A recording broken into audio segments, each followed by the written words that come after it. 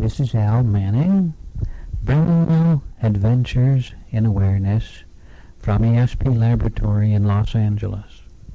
Our purpose at ESP Lab is to help you develop and harness your own psychic or extrasensory powers and apply them practically to make a better life for yourself and your family. Did you try the ESP experiment with us last week? If you did, and you heard, saw, felt, sensed, or imagined the color yellow, you were quite right. And remember, with 7 chances, as we do these things, 7 choices, if you get 1 out of 7, they call that average. If you get more than 1 out of 7 over a period of 7 weeks, it's a very definite indication that you have good psychic ability and should be paying attention with it. So do play and have your pencil and paper ready for the exercise that we'll give you later in this broadcast. Once upon a happy dream, a man conceived of powered flight. 'Twas such an all-consuming scheme, he fiddled with it day and night. He might have passed the challenge by, but he was game to strive and fight. And so his craft from earth did fly. Thus soared the fame of Orville Wright.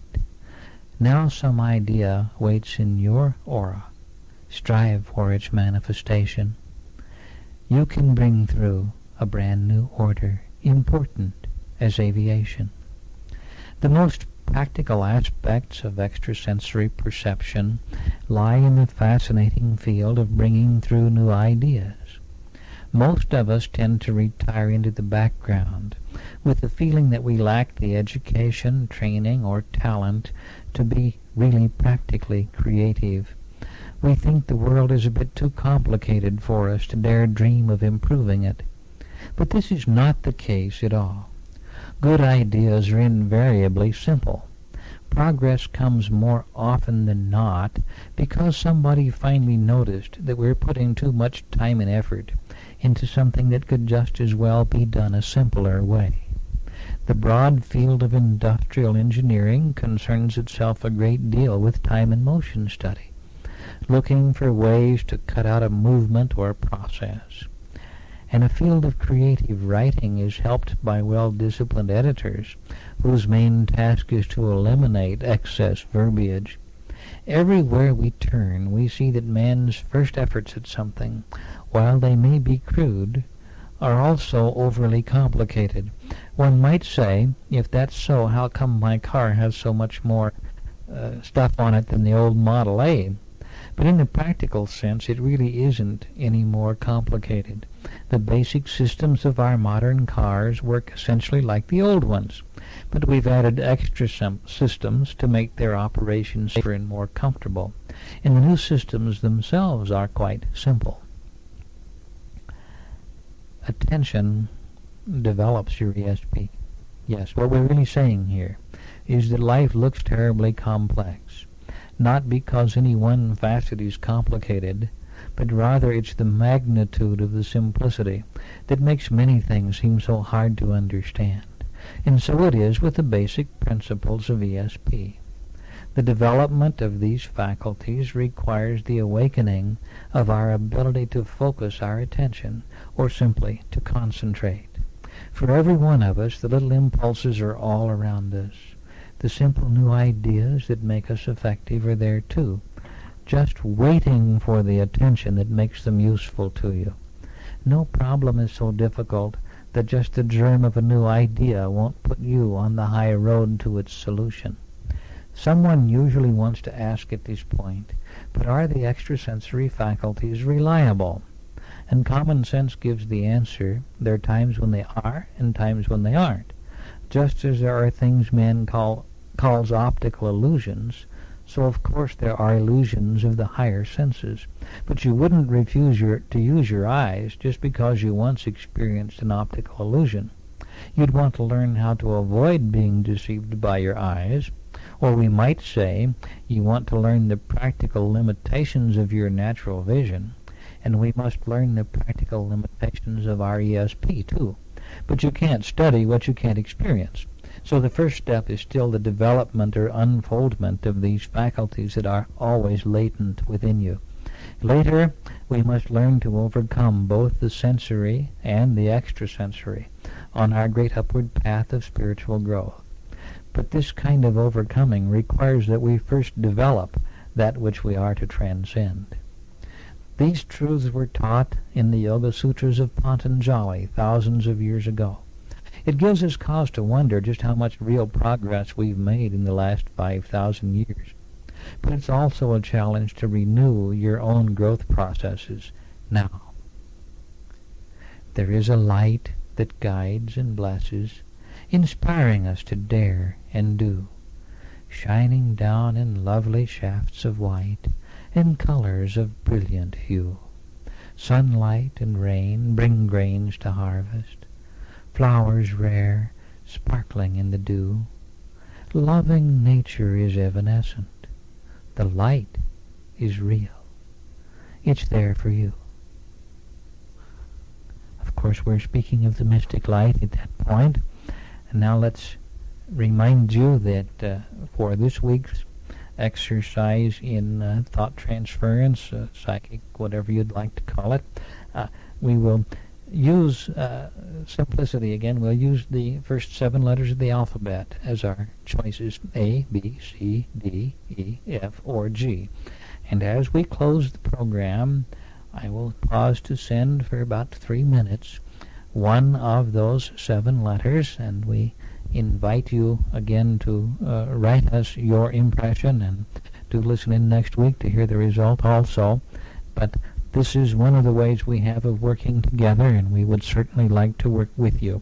I'll give you the address near the end of the program. Do try to be ready with pencil and paper. I sense a time triumphant, a time to strive and do. Achievement isn't something that's handed right to you. Robert Louis Stevenson or Ernest Hemingway could never write a novel in just one little day.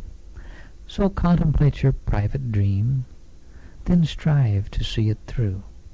The laurel wreath of triumph is just waiting there for you. We might carry the thought along in a poetic vein and say, nothing overcomes interference like perseverance. Or, as the powerful teacher of metaphysics used to say, keep on keeping on. How about you?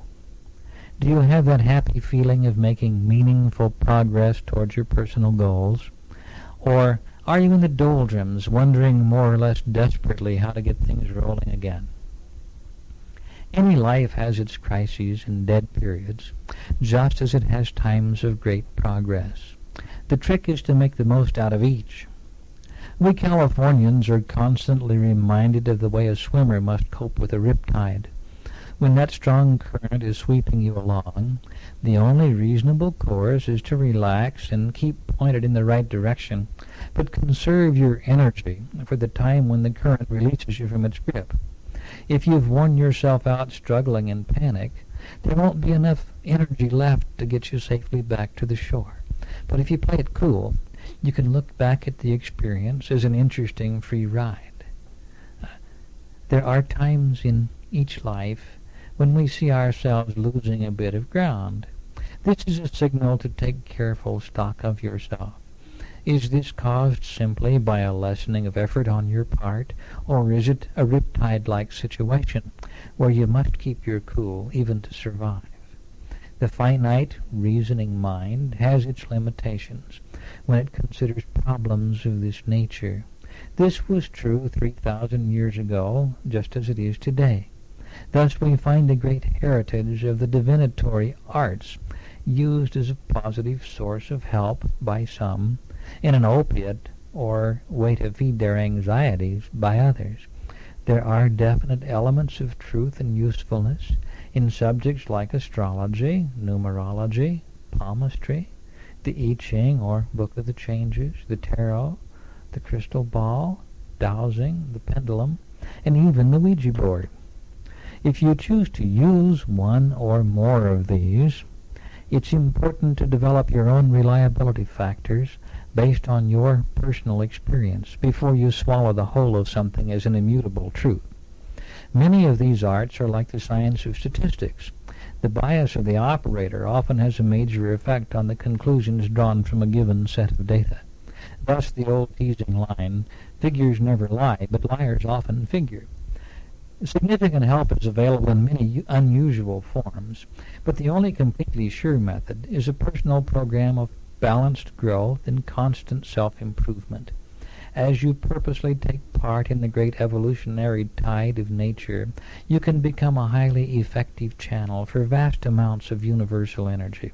The whole urge of nature is for the improvement of the species by the nurturing of the most suitable specimens and abandonment of those who don't quite measure up. In school they called this the survival of the fittest. It seems pretty impersonal, doesn't it? And it's good that it is. The riptide goes its own way, whether a swimmer is caught in it or not. Nature could care less. But the swimmer must comprehend the situation or perish. What better reason to seek the development of our extrasensory faculties, as we learn to recognize the tides of love, finance, confusion, and achievement, we can put ourselves in the best position not only to survive, but to come out ahead in all our experiences. Most of us had to learn to swim in this life. It didn't quite come naturally, but we accepted the fact we could do it successfully. And it's just the same with your ESP. You can learn to use it successfully for yourself. Then, whether you do more with it is up to you. But you should certainly do a bit of looking into this broad approach to personal improvement. I sat in silence to contact my soul deep in the heart of me. Though I kept my eyes closed, in front of my nose a rainbow did I see. Magnificent colors, the yellow and green, the violet, blue and red. More beautiful colors than any I've seen were right there in my own head. Now this was my lesson. Come share it with me, so you can see it too. A beauty more brilliant than flower or tree is deep in the heart of you. Now let me give you the address so that you can write to us the results as you pick up the thought that we're sending this evening, and also do ask for our free introductory literature so you'll know more of the many things that we do with people here at ESP Laboratory. Write me, Al Manning, care of ESP Laboratory, 7559 Santa Monica Boulevard, Los Angeles, California, 90046. The address again, Al Manning, care of ESP Laboratory, 7559 Santa Monica Boulevard, Los Angeles, California, 90046. Again, let's remind you that as we close the program, I will sit and send for you one of the 7 possible targets for tonight, the first 7 letters of the alphabet, A, B, C, D, E, F, or G. Do relax during this same period and see what you sense and drop us a note letting us know how it worked for you. We would very much like to hear from all of you out in the radio audience. We're very interested to know where our signal is going and who's hearing it. Let's make it a two-way street. I don't like to talk at you. I'd like to share those things that are interesting to you. And as you tell us the parts of our work that are interesting you on the radio, then we can do a better job of tailoring future programs. Now, get ready to receive. I will send as I close, saying simply goodbye for now, and blessed be.